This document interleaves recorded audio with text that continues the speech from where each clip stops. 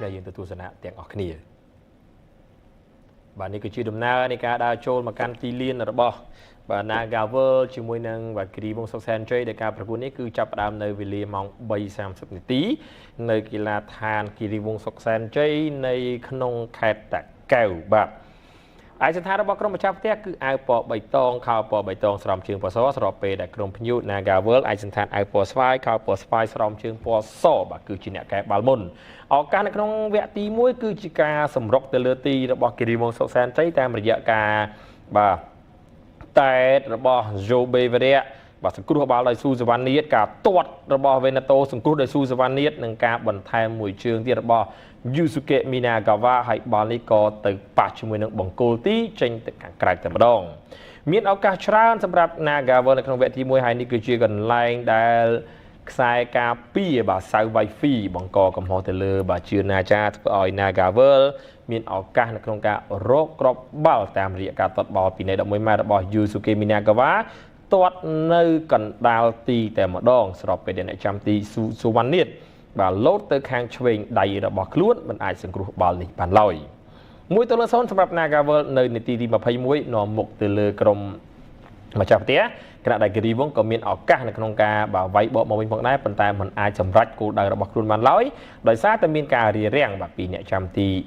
Red Liheng យ៉ាងណាក៏ដោយនៅក្នុងចុងវគ្គទី1 Nagavel ក៏មានឱកាសនៅក្នុងការរកបានមួយគ្រាប់ទៀតតាមរយៈការលេងយ៉ាងល្អសហការគ្នាជាមួយនឹងកីឡាករ3រូបបាទ Lucas De Paula លើកជើងឲ្យ Yusuke Minagawa ក៏រុញមកឲ្យវ៉ាន់តៃល្មីក៏ទាត់បាល់នេះល្អមែនទែនផុតដៃរបស់អ្នកចាំទីស៊ូសវណ្ណនាតជួយឲ្យ Nagavel នាំមុខទៅលើគិរីវងសុកសែនជ័យដោយលទ្ធផល2-0បាទម្នាក់មួយគ្រា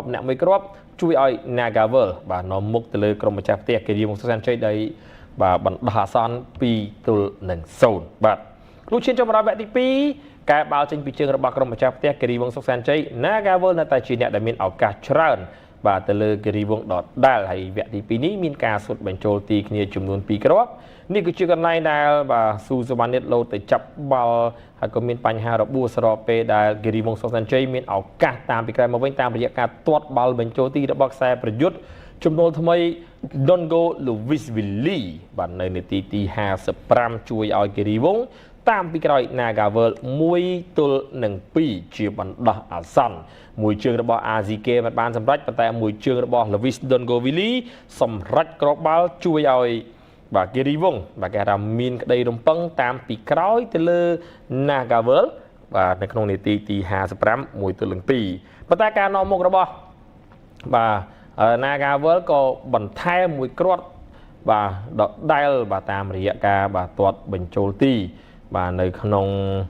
បាទវគ្គទី2នេះដូចគ្នាបាទស្របពេលដែល Lucas បាទមានឱកាសម្សាផងដែរបាទហើយនេះគឺជាកន្លែងដែល Nagavel រកគ្រាប់បាល់តាម